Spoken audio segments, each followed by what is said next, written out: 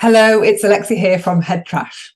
Now, this is for you if you're struggling with making a life change of some description, something that is going to bring about something positive in your life. You know, you want to be healthier, you want to start a new project, you want to do something that is going to improve your life, achieve a goal, something like that. And so this is for those people that are struggling with that. Not those people that go, yeah, I'm going to do that and go, but the people that kind of go, I'm going to start this, and then they just can't quite get going in the way that they really like, or at least in a meaningful way. And so this is what I mean by that. So let's say you decide that you want to start a new exercise regime. You know, you're going to start running, or you're going to, well, whatever it is, you're going to start eating better, juicing, whatever that is. And, you know, you might spend a lot of time reading all about it, buying all the books, you know, watching all the YouTube videos, doing all of the research and the prep up front. And then you decide, well, hang on a minute, I need the right kit. So you go and buy the shoes, or you buy the juicer, or you buy the things that you need so you can make a start. And then you come up with a plan, because obviously you can't just start, you need a plan. So, you know, maybe you write out your juicing plan or your running plan, and you start getting your diary out and you start mapping it all out. And there's a lot of activity happening up front to kind of prepare yourself for this new thing that you're going to do. And you know, some people observing you who maybe are quite perceptive might kind of say, there's a lot of things happening there that, you know, you're kind of spending a lot of time preparing. Why don't you just start? Why don't you just juice an apple, or just go out and run for 15 minutes? You know, just do it. And without wanting to sound like an eye cover, but, you know, just do the thing. Do you need all the preparing and things, right? And so what's going on there is there's a lot of, there's obviously a need to be well prepared and to plan. So I've got a podcast around planning and preparing. So if you've got kind of a need to do a lot of that and to prepare in a very detailed manner, then that might be a useful one for you to listen to. But really, what I want to sort of tap into here is the fact that you can do all this planning, and then when it comes to doing the thing, you know, actually going out for that first run, doing the first juice, you know, whatever that thing might be, at some point, rubber's got to hit the road, and you've got to do the thing. You know, the plans and all of that don't really count at that point. You've just got to start. And then this is where maybe it doesn't happen. It really kind of stalls. And so what is going on here when it kind of stalls at that level? Because maybe up until that point, you know, you've got all the things, you've potentially spent some money preparing for this and doing, so I'm being eaten by mozzies. You know, you've spent some time, you've invested in this, and so a lot of people that kind of feel, well, I've spent money on this, this is gonna, I'm gonna do it now, because often the spending of money on something kind of makes you follow through, but that doesn't always work for everyone. You know, I see this a lot with people who come to me because they're like, yay, I want to clear my head trash. You know, they've read my book. Here's the book. They've read the book. They're like, wow, that seems really, really easy. I'm going to do that. Yeah, that I can do that. And so they write out their lists and their clearance list, things they want to clear with their head trash. Sometimes, you know, they might buy a course from me, or they might sign up to some of my programs, my online things. Some people even kind of sign up to work with me privately, or they get me to come up with their plan, their clearance plan for them.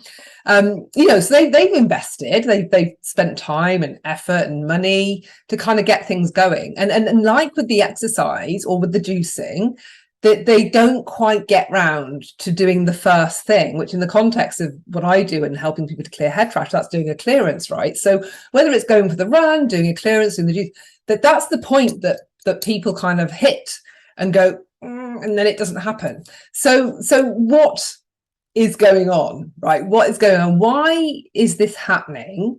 And let's try and take a closer look at that, because this happens to all of us in different ways, and some of us more than others, right? And I know this used to be a huge thing for me until I got to started getting a lot more savvy as to what is really going on here.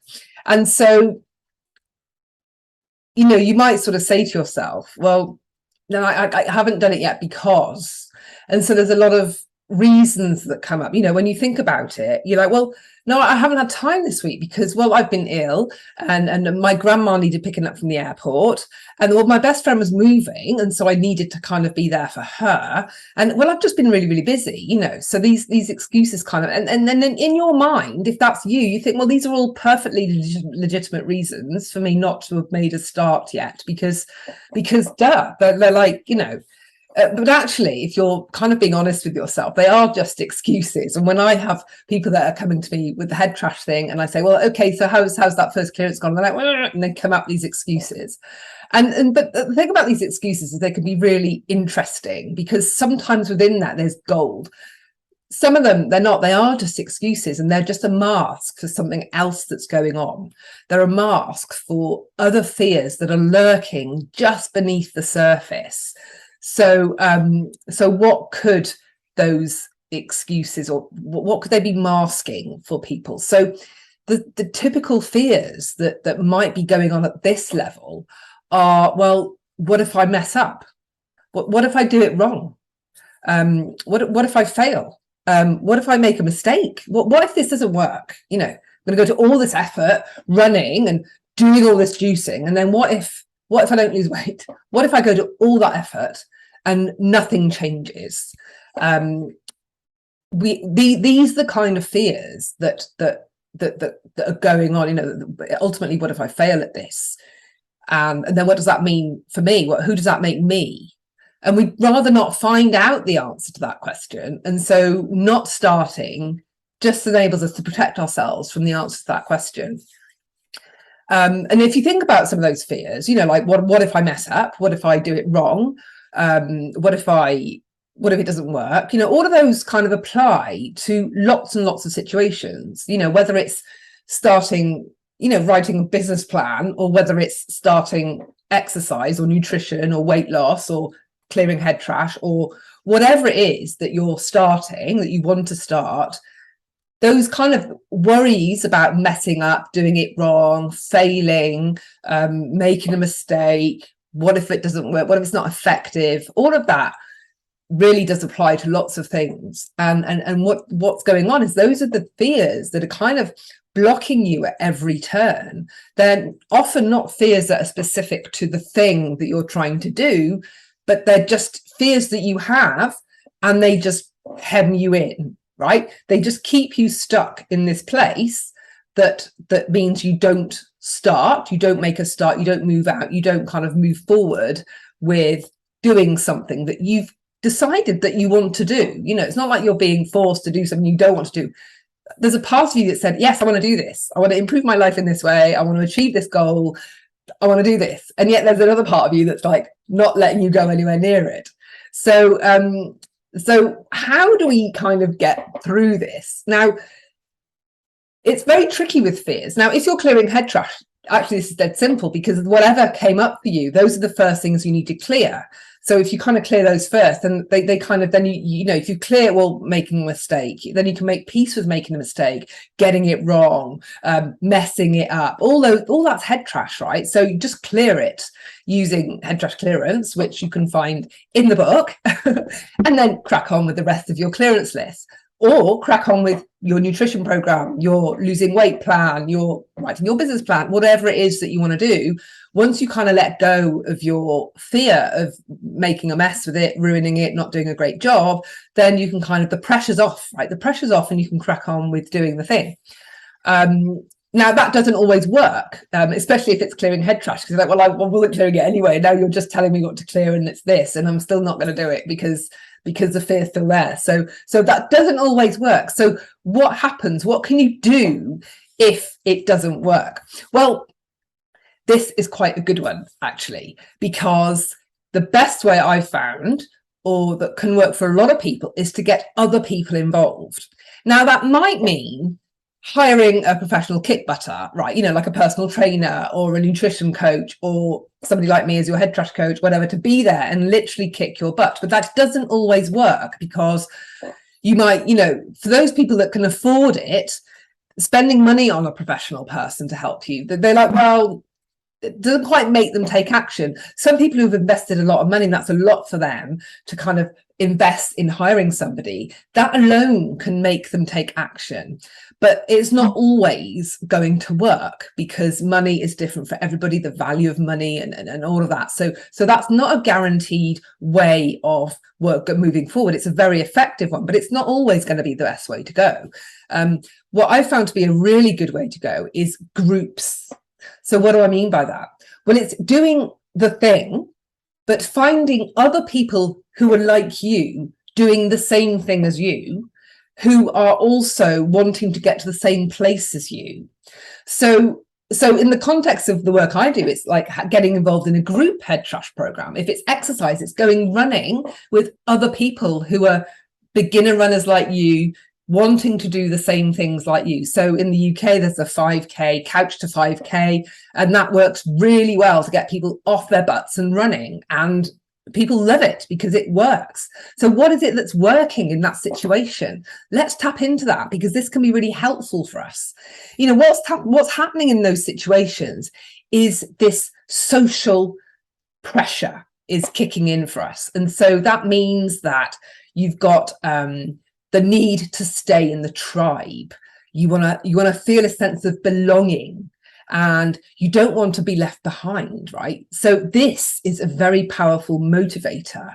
And what you're unwittingly doing when you take part in something that's group based like that with other people is that you're unleashing almost like a secret superpower that you didn't realize you had.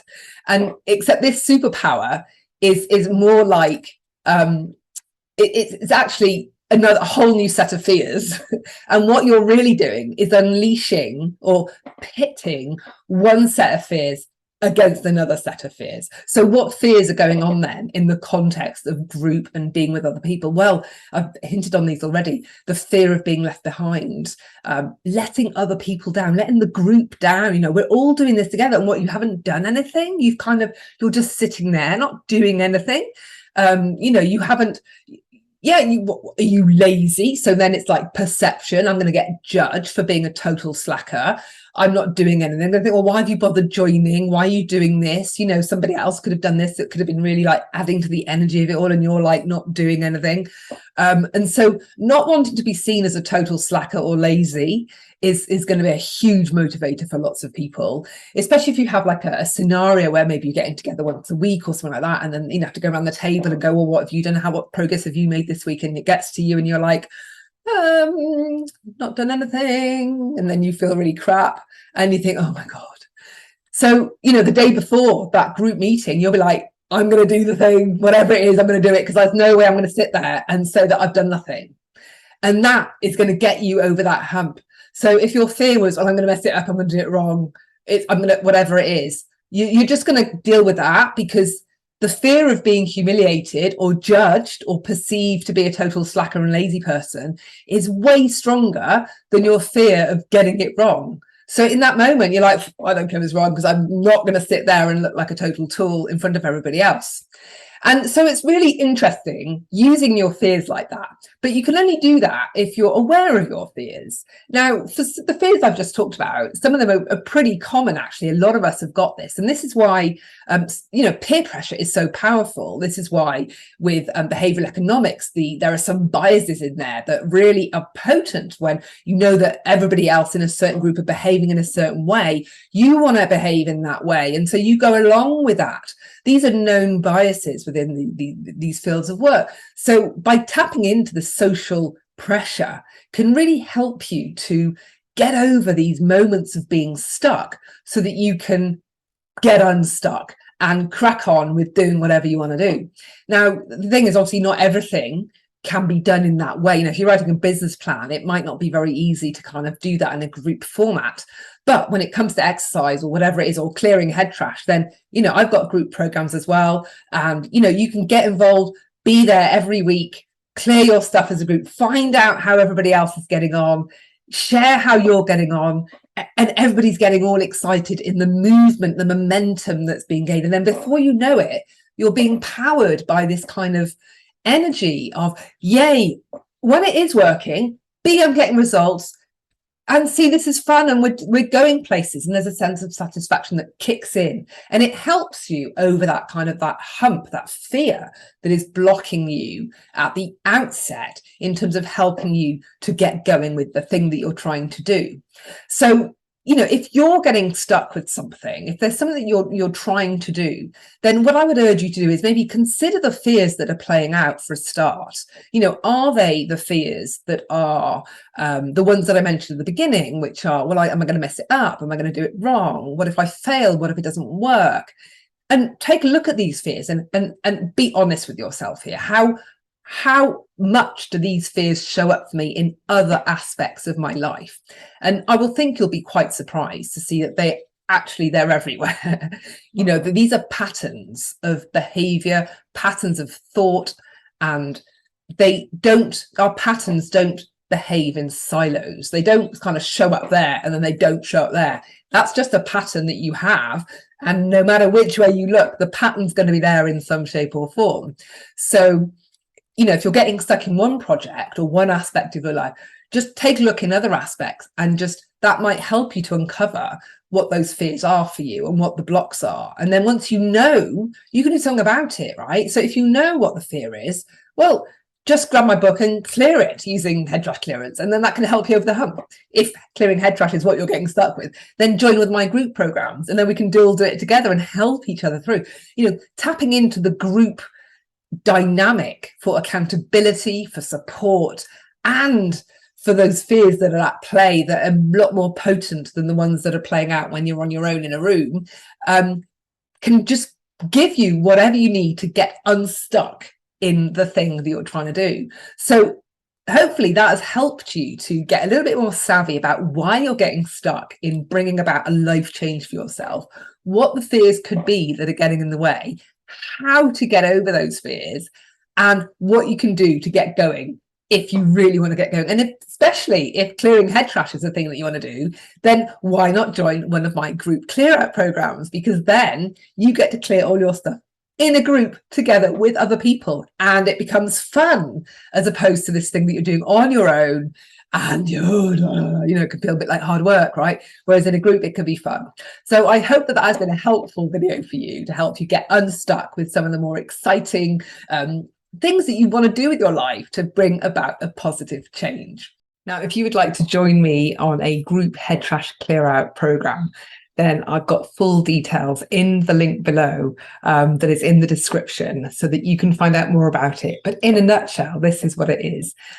You join a 5-week program where we clear your stuff. So at the beginning, when you sign up, I help you to identify what it is that you need to clear so that you can achieve the things in your life that you want, in terms of how you want to feel and what you want to change about yourself so that you are happier and more content. Then once I've identified your list, then you have a chance to start working on clearing your stuff. I provide you with all the things you need to clear your head trash, an online course so that you know exactly what to do. And then we have 5 weekly group calls. And the first part of that call is where we go around and everybody shares what they've done, what they've cleared, what they've noticed, what aha moments they've had, and maybe where they're struggling, so that other people can get involved, help them. I can give you some points and support and all of that good stuff. And then the second half of the call is where we do a group clearance. Now, because I've identified everybody's clearance list who's taking part in the program, that means I know that what clearance we can do collectively that's going to benefit everybody. So that means you can just sit back or lie back and enjoy having your head trash cleared by me. It's like having a private session with me, but at a fraction of the price. And then every week we just get together and repeat that process. The whole time there is a private chat group as well, where you can get support from me anytime, ask questions from anybody else, share your wins, what's going on for you, what ahas and insights that you're getting as part of clearing your head trash. And that we spend 5 brilliant weeks helping you to basically improve how you feel, change how you feel in a really meaningful way that's going to stay with you. And then also when you get to the end of the program, you then know you're fluent in using a new tool that you can turn to time and time again to manage your head trash and to keep yourself on top of it all.